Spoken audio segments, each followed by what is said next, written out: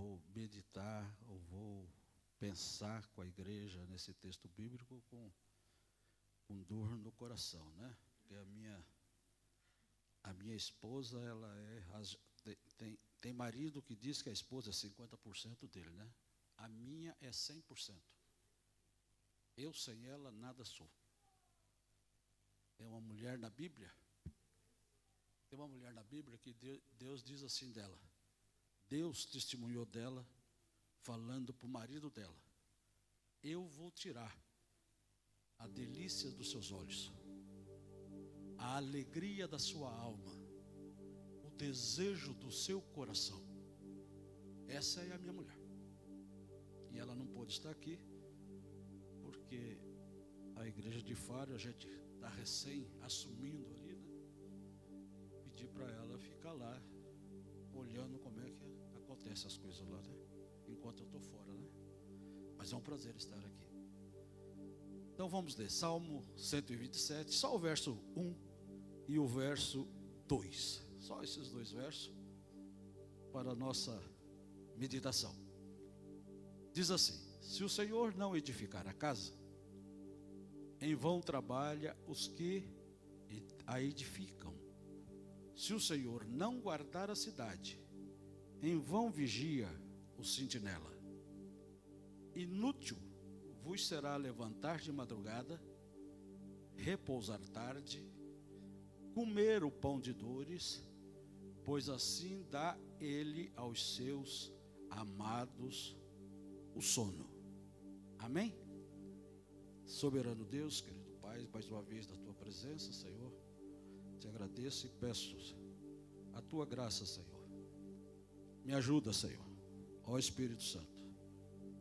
Toma-me nas tuas mãos e fale a cada coração. Esse povo aqui está, Senhor, não para ouvir o pastor Daniel, mas para ouvir a tua palavra.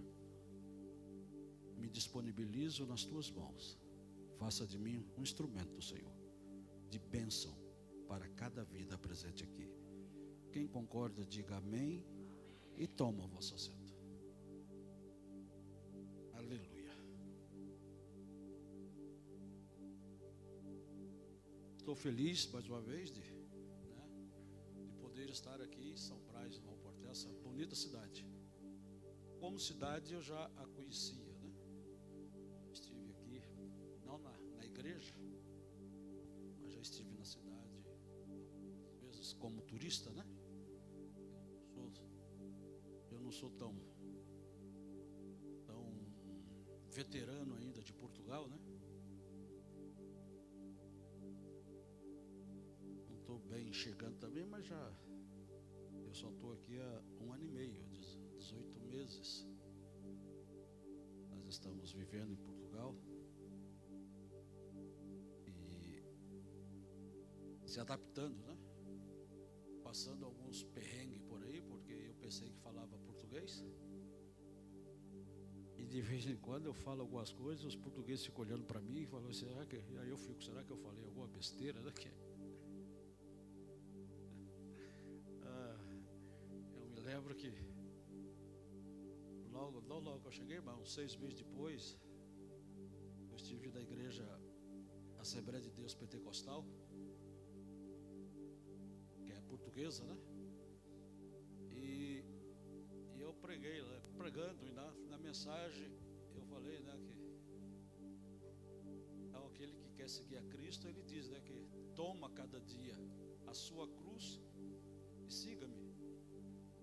E eu falei: irmãos, eu tenho o maior privilégio de todo dia pegar a minha cruz e levar.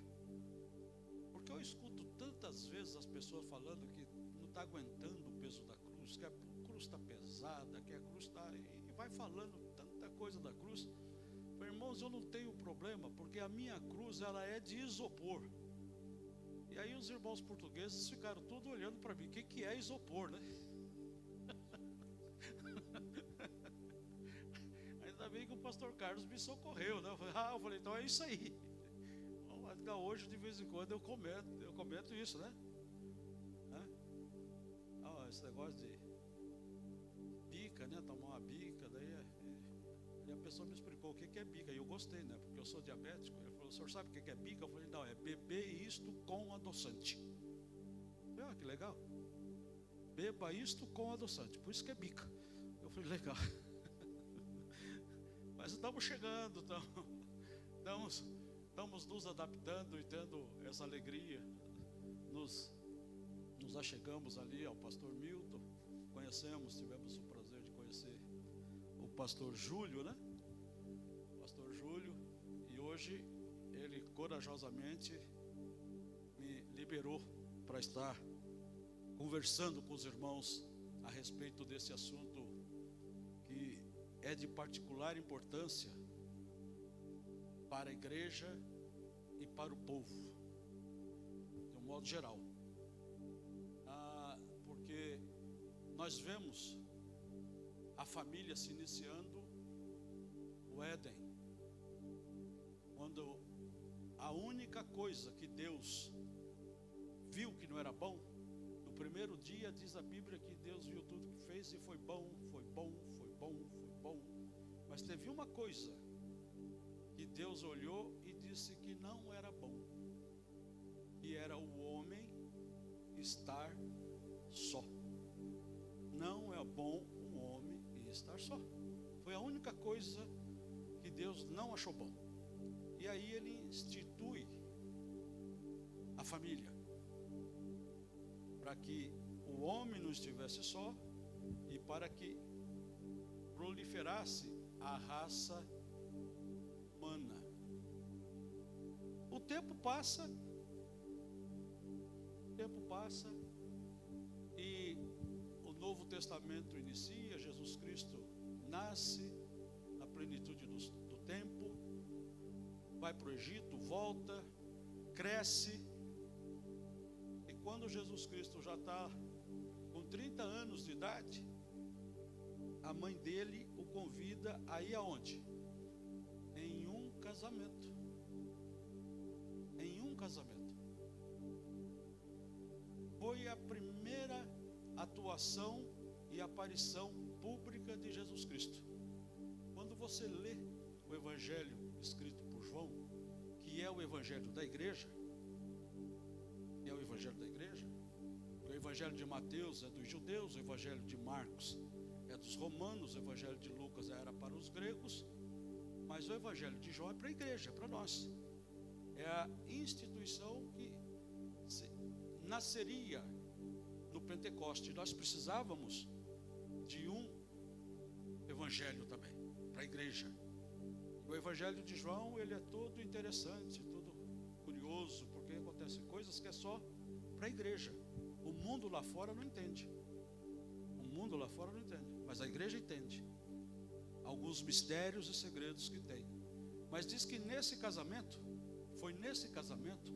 no capítulo 2 do Evangelho de João, que vai estar escrito no verso 11, assim: e principiou Jesus os seus sinais. Ou seja, trazendo para a nossa fala, da forma que nós falamos, o primeiro milagre que Jesus Cristo realizou na terra foi em um casamento. Olha como que a Bíblia e como Deus se importa com a família, se importa com o casamento, né? E daí eu fico muito feliz dessa iniciativa do pastor Júlio, de esse mês agora vocês aqui estarem falando sobre família, né? Família na arca, ou seja, família em Jesus. Às vezes você ouve falar de que a arca é a igreja. Não, a arca é Jesus. É Ele que te salva. A arca não salva. Quem salva é Jesus quando você está dentro da arca. Então a arca é uma figura de Jesus. Amém? E nesta noite eu vou falar de família. Eu não sou assim craque como o pastor Júlio, mas eu estava pensando e conversando com Deus a respeito disso, e vou dizer uma coisa para vocês, confessar uma coisa para vocês. É terrível. Eu acho que nesses 18 meses que eu estou em Portugal, eu nunca sofri um ataque do inimigo como eu sofri hoje, desde a manhã. Desde as 8, 10 horas da manhã. É o dia todo um problema aqui, um problema ali, um problema lá. Toda hora o telefone tocando. E foi difícil. Eu cheguei até a imaginar ligar para o pastor Júlio e pedir para suspender essa minha vinda aqui. Mas aí eu vi que isso era coisa do diabo, sabe? Era o diabo que eu pedisse de eu vir aqui conhecer vocês e trazer alguma coisa que Deus colocou em meu coração. Amém? Quantos querem palavra de Deus para o seu coração? Ok. Então, amados, nada mais importante do que nós falarmos da preciosidade da família na nossa vida. Porque nada adianta, nada. E eu sou testemunho vivo disso. Não adianta ter sucesso financeiro, não adianta ter sucesso profissional, não adianta ter sucesso ministerial, não adianta nada disso se você fracassar na família.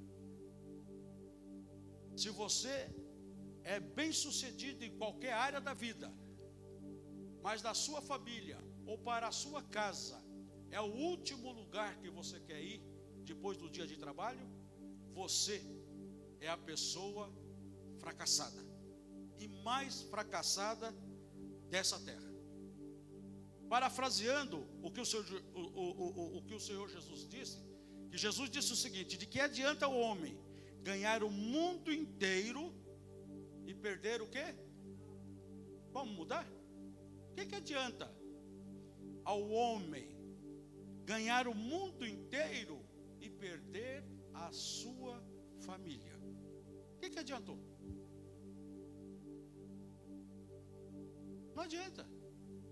Porque a alegria tem que estar na família. É quando a família se reúne. É quando a família está junta. Até quando tem aquelas desavenças na família. Isso é bom. Não pensa que isso é ruim, não. Então família é algo que nós temos que ter preocupação. Alguns pregadores enaltecem e exalta o grande missionário que foi Jonas, pastor. Porque diz que Jonas pregou um dia e 120.000 pessoas se converteram. É um pregador tremendo esse cara, né? Eu acho que o único que combate com ele é a mulher samaritana, que também trouxe a cidade toda, né? Mas deixa eu talvez eu contrapor um pouquinho com as pessoas que têm esse pensamento. Porque outros, quando compara Jonas e usa aquilo que o pastor tem usado aqui, Noé e a arca, e aí é coisa difícil. Olha aqui, Jonas um dia, 120.000 pessoas. Noé, 120 anos ele pregou. A arca demorou 120 anos para ser construída. E quem foi que Noé salvou? A família. Pois eu acredito, para mim, Noé foi muito melhor pregador do que Jonas. Que Jonas foram 120.000 e no final ele pediu a morte, não concordou, ou seja, ele estava fazendo uma coisa para mostrar uma obediência que no final resultou em quê? Ele reclamar com Deus. Agora Noé salvou só aqueles 7 da sua família, mas hoje nós estamos aqui porque Noé foi obediente e construiu a arca durante 120 anos. Veja como vale a pena você investir na sua família. O mundo existiu porque Noé não desistiu nos 120 anos pregando, mas cuidando para que os seus filhos entrassem na arca com ele. Amém? Então é isso que nós temos que ter preocupação. Davi, nós podemos pensar em Davi. Davi ganhou muitas batalhas, né? Mas muitas batalhas. Davi foi o Deus, me desculpa a expressão, um pouco pejorativa, mas é só para descontrair, mais assassino que existiu na terra. Deus levantou Davi para matar. Mata, cara, mata. Toca. Davi teve um dia que matou tanta gente que quando ele acabou de matar, a espada estava grudada na mão dele.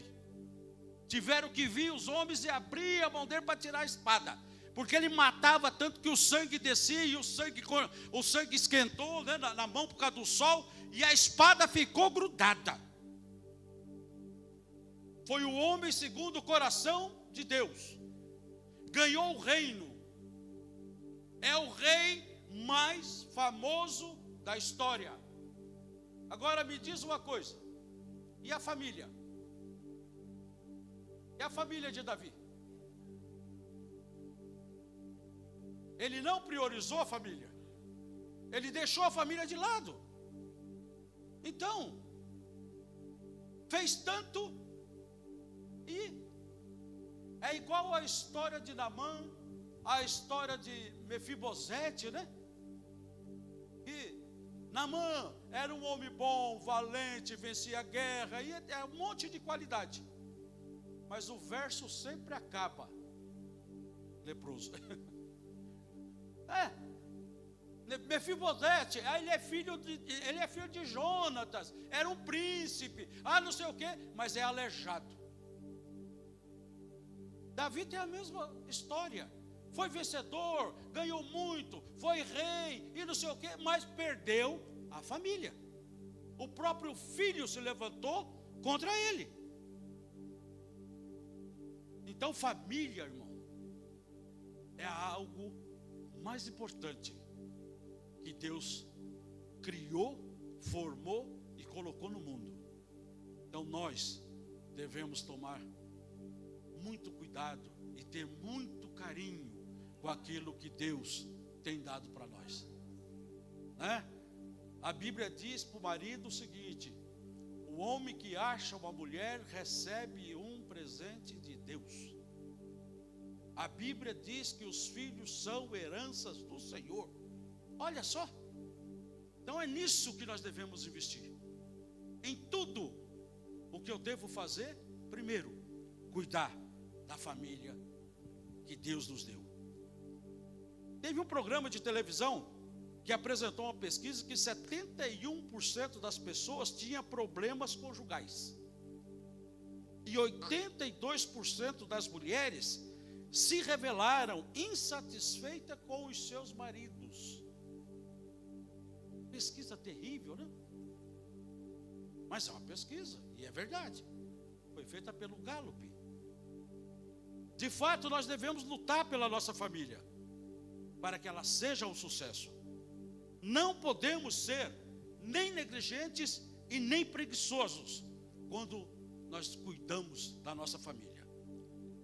Porque por mais preocupado que nós possamos estar e dedicados que possamos ser na administração do nosso matrimônio e da nossa família, a melhor decisão que nós podemos ter pela nossa família é o que diz este salmo que nós lemos: é entregar a nossa família a Deus.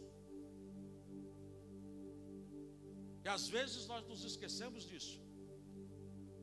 Amém? Pela oração que nós fizemos aqui no começo, para que Deus salve as nossas famílias. E eu, com todo respeito ao pastor Júlio, se ele me permitir, no final eu queria fazer uma outra oração, para que a nossa família fique aos pés de Jesus. E nós comecemos por aí, colocando a nossa família aos pés de Jesus. O tema que foi me dado e solicitado ou orientado que eu ministrasse, é os pilares de uma família. E eu quero falar só de um pilar, que é exatamente esse. Não sei se eu posso chamar isso de pilar ou de alicerce. Eu creio que é o alicerce. E que daqui para frente outros pregadores que vêm desenvolvam esses pilares.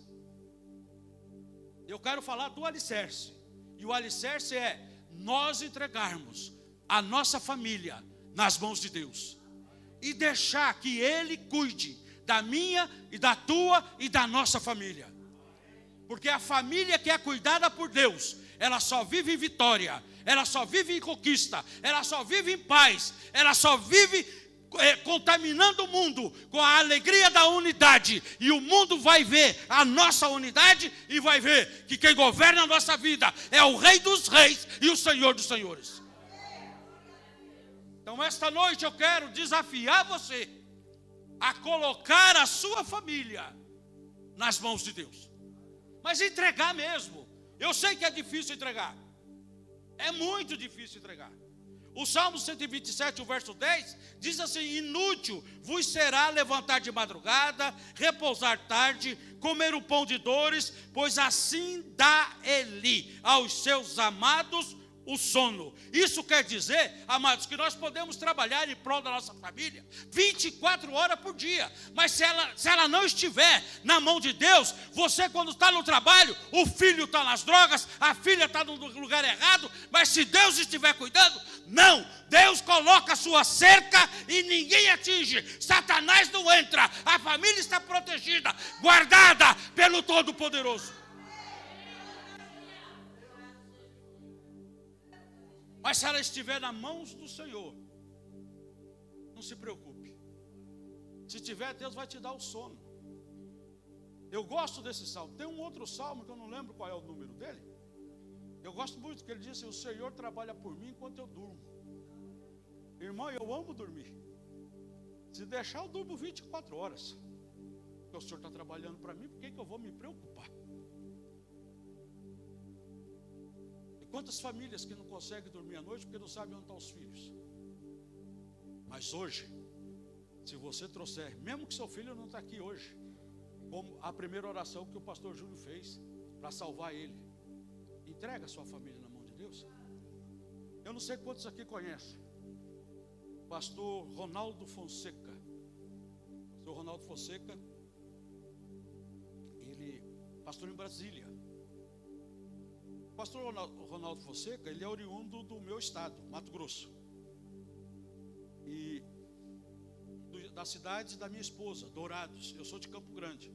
Até nisso Deus se agraciou de mim. Fez eu nascer na capital, né?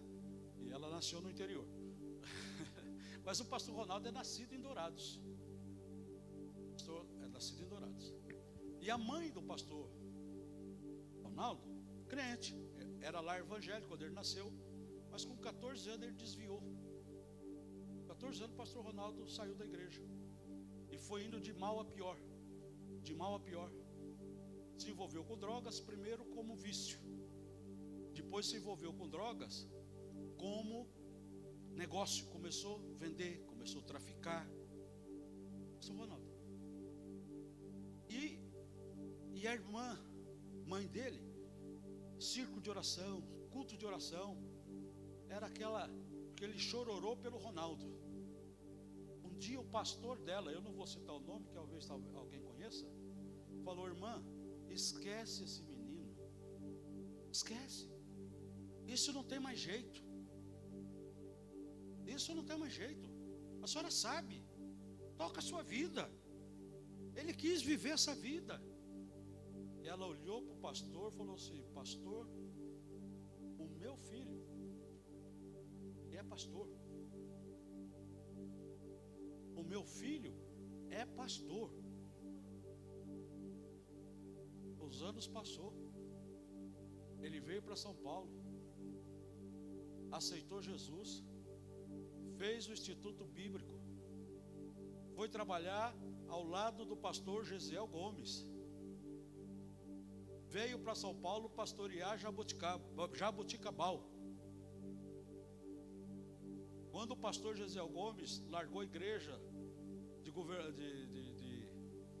Ilha do Governador era para ele trocar com o pastor Eliseu em Brasília.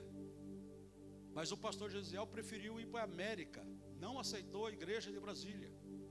quem foi pastorear a igreja de Taguatinga, ele indicou o pastor Ronaldo. E o pastor Ronaldo foi lá.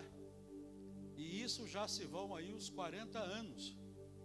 Mas no meio disso, em 20 anos, lá em São Paulo tem uma reunião de obreiros, toda a primeira segunda-feira do mês, que reúne cerca de 8.000 pastores.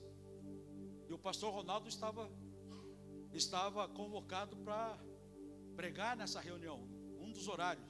São 7 horas de mensagens bíblicas. E ele estava escalado para uma. E o pastor que tinha dito para a mãe dele para alargar aquilo, estava na tribuna. E o pastor Ronaldo começou a pregar e falou isso. Falou, há muitos anos atrás, a minha mãe faz isso.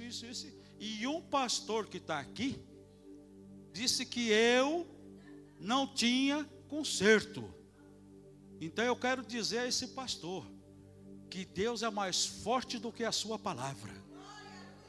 A minha família estava na mão de Deus, porque a minha mãe entregava.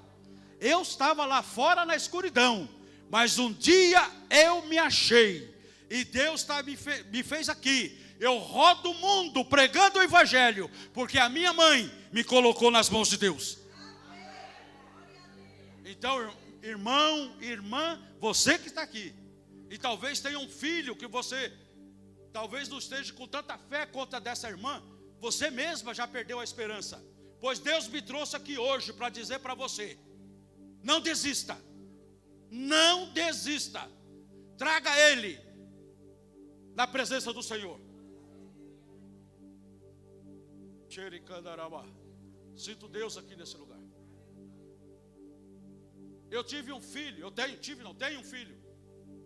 Eu tenho um filho que quando nós morávamos nos Estados Unidos também se misturou com esse negócio de drogas. Batizou e desviou e entrou nesse mundo de droga. E nós fizemos uma campanha em casa para Deus trazer de volta para os caminhos do Senhor. No quarto dele não dava para entrar, irmãos, do mau cheiro que exalava do corpo dele por causa das drogas. Era uma coisa horrível. Mas nós fizemos uma campanha 7 semanas. Eu e mais 2 irmãos, mais 2 casais. Eu, a minha esposa e mais 2 casais. 7 semanas. Ele saía para o trabalho, nós entrávamos no quarto dele e orávamos. E um dia eu estava orando em pé, impondo as mãos nos móveis, e o Espírito Santo falou para mim, ele vai ser ministro de louvor na igreja que você vai pastorear. Eu gelei dessa careca ao pé. Mas a voz foi assim audível. Eu até perguntei para os irmãos, vocês ouviram alguma coisa? Não, fui só eu. Sabe quantos anos passou? 13 anos. 13 anos. Quando eu fui enviado missionário para Londres. Eu cheguei em Londres, comecei a igreja com 8 pessoas. E tinha uma irmã que cantava. E o meu filho fazia 13 anos que ele não entrava na igreja. Aí o meu filho mais novo, que era militar na Itália, foi lá e falou, vamos para a igreja com o pai. E ele foi, ele chegou lá, ele viu a moça, a jovem cantando. E ele chegou em casa e falou, pai, essa é a igreja que o senhor está pastoreando? Eu falei, é. Ah, tá bom. Não falou nada. Chegou no outro domingo, quando eu ia sair para o culto, o meu filho estava na sala de terno. Eu olhei, você vai sair, filho? Vou. Onde você vai? Vou com o senhor.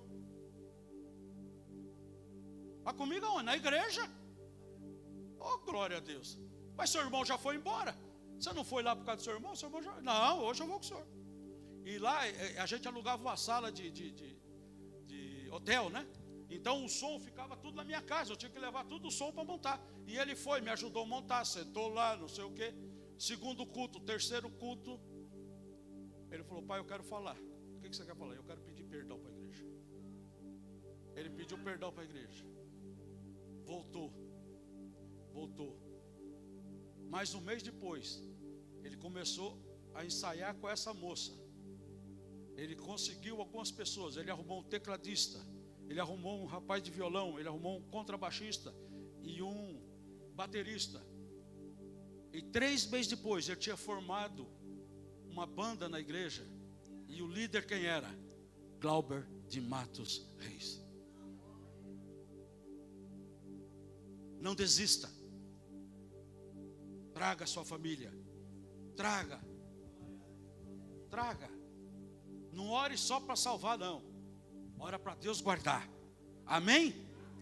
Então, amados, para nós termos a família estruturada, uma coisa realmente é necessária: entregar a nossa família a Deus. Deixar que Deus governe, administre, guie, dirija, guarde, proteja, sustente, levante, restaure a nossa família. Amém, igreja? Entregar a nossa família é difícil, irmão. Não é fácil, não. Porque entregar, teoricamente, é você perder o poder, o controle, o domínio. E todas as vezes que nós pensamos que temos que entregar alguma coisa, nós estamos perdendo alguma coisa. Não são poucos os que dizem: eu caprichei tanto na educação, não sei o que desse menino, e agora simplesmente entregar.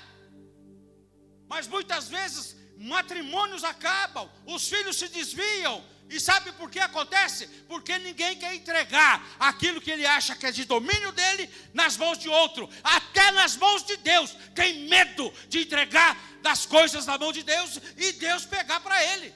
Glória a Deus se Deus pegar o seu filho para ser um grande pregador. Graças a Deus se Deus pegar a sua filha e fazer dela uma cantora que vai revolucionar o mundo. Entrega.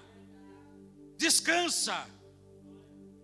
A segunda coisa, que eu acho que o tempo já está acabando, é confiar. Confiar.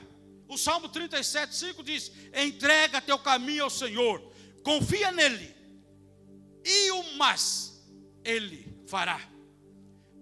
Analogicamente, nós poderíamos dizer: entrega a tua família ao Senhor, confie nele, e ele vai te sustentar.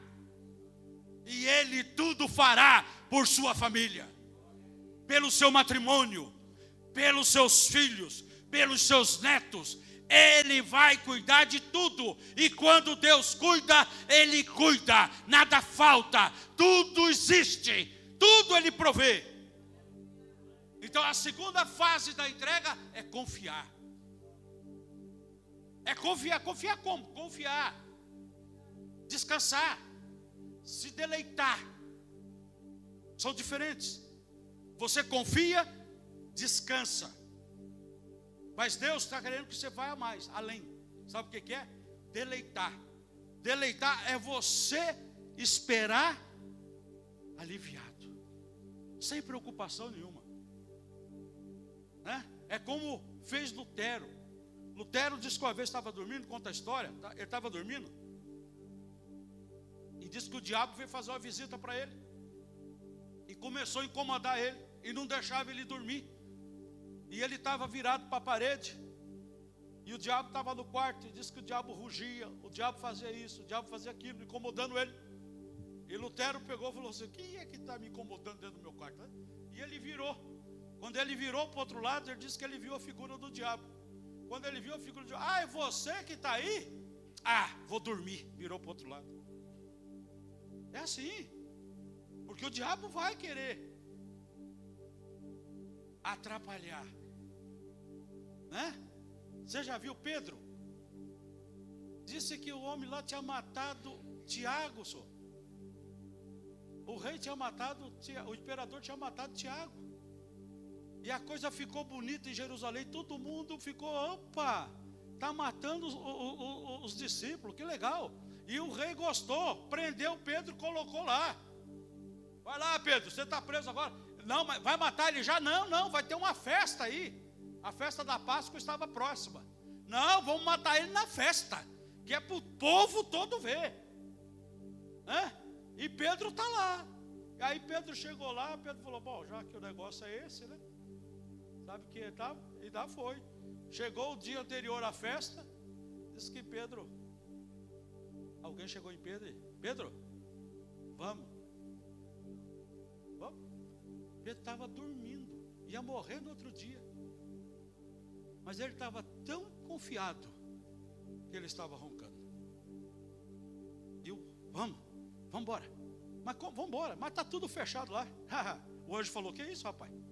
Eu vim para inaugurar uma coisa que o povo só vai conhecer no século XIX. Como assim é? Nós vamos inventar a porta automática. Pode vir comigo que nós vamos inventar a porta automática agora, Pedro. Quer ver? Ó, quando ele chegou na porta, a porta abriu. Pronto, Pedro, pode passar. Demorou 19 séculos para o homem inventar a porta, mas Deus inventou lá naquela época, lá, no século I, no século II. Porque Pedro estava descansando, dormindo. Então entregar é isso, é confiar, é descansar e esperar que Deus vai agir no seio da família. Amém, igreja? Então entrega e confia que o Senhor vai cuidar da nossa família. E a terceira coisa que eu quero rapidamente concluir é que o mais Ele fará. Se nós entendêssemos esses mais de Deus, irmão, era tantas coisas diferentes nas nossas vidas. Você quer ver? No dízimo, na orientação das ofertas e dízimos, Deus faz assim: trazei todos os dízimos à casa dos tesouros para que haja mantimento na minha casa, né? Para que haja mantimento na minha casa. Provai-me nisso e ver que. Mas eu quero mais à frente um pouquinho, que ele diz assim: tem uma coisa tal, deixa eu ir lá, só para não ficar citando errado. É que os cabelos se foi e as lembranças também, irmão. Às vezes é assim, você não precisa ir lá não, eu vou lá, tá? Eu vou lá. Porque eu sei que ler Malaquias é difícil, irmão. Quer ver? Eu posso fazer uma pergunta para vocês aqui? Quantos aqui tem um amigo chamado Malaquias? Ninguém levantou a mão. Por quê, gente? É um nome bíblico. Quantos alguém conhece um chamado Malaquias? Vamos melhorar, não é amigo, mas conhece. Já ouviu falar? Não tem. Mas Malaquias é um homem abençoado por Deus. Então veja lá o que diz lá. Só para você entender o que é o mais Ele fará. Diz assim, o verso, vai me se ver, se não o verso de número 10, trazei o dízimo, prova de mim, diz o Senhor, se eu não vos abrir as janelas dos céus e não derramar sobre vós uma bênção tal. Sabe o que é tal? É algo que é imensurável. Não dá para mensurar. Não dá para quantificar. Não dá. É uma bênção tal que não haja lugar suficiente para recolher. Então veja que Deus nos dá o suficiente, mas quando você descansa, o mais Ele fará. Ele diz que vai abrir a janela dos céus. Eu gosto desse texto porque ele fala assim, vai abrir a janela do céu. E eu fiquei apaixonado, porque nós falamos já de Noé aqui. E a única vez que Deus abriu a janela do céu, a única, foi quando mandou o dilúvio. Naquele dilúvio ele matou muita gente. Nesse dilúvio ele está falando que se você for fiel, ele vai abrir novamente a janela do céu. Só que aqui ele vai derramar bênção sobre as nossas vidas. Olha, é outra janela.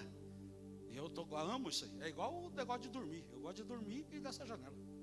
Estou nesse. Então, amados, o verso 2 do Salmo diz indiretamente que o Senhor trabalha enquanto nós dormimos.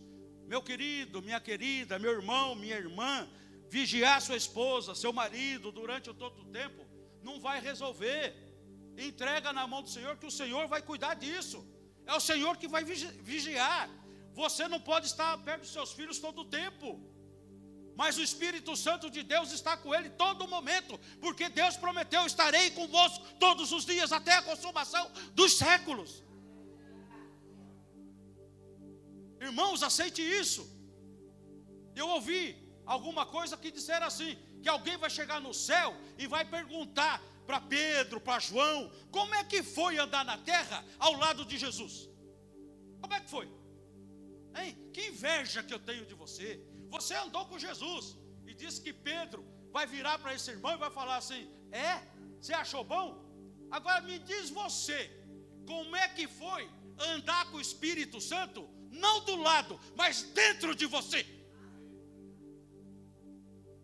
Você teve mais vantagem do que eu, porque ele andou do lado, e em você ele andou dentro. Então quem cuida é ele, irmão. É ele que cuida, é ele que protege, é ele que cerca. Entrega, confia, descansa. E o mais que você não pode fazer, ele fará. A mulher do fluxo de sangue diz que ela procurou todos os médicos, gastou todo o dinheiro, mas ela só teve vitória quando? Quando ela se entregou para Jesus e confessou: eu quero ser curada por ti. Então entrega a sua família a Jesus essa noite e saia daqui cantando a vitória, tomando posse da vitória, vivendo a vitória, abraçando a vitória, confessando a vitória e vivendo a vitória. É isso que Deus quer. Mas nós muitas vezes não queremos isso. Nós queremos é tirar o controle que Deus quer fazer nas nossas vidas, porque nós achamos que nós somos suficientemente competentes para cuidar dessas coisas. Para cuidar dos nossos filhos, para cuidar dos nossos negócios. Mas coloque nas mãos do Senhor. Amém, igreja? Chegou o final do meu tempo. Nesta noite, o desafio é esse. O pastor fez a oração aqui, para que a sua família seja salva. Isso é muito bom. Mas o texto diz, que nós lemos, que vale ao homem ganhar o mundo todo e perder a sua família. Entrega a sua família a Deus, que aquele que está fora, a oração do pastor Júlio vai chegar nele. Porque agora você não está somente pedindo, você está colocando na mão de Deus e fazendo igual eu faço, né? Te vira, Deus, o problema agora é seu, eu só vou orar.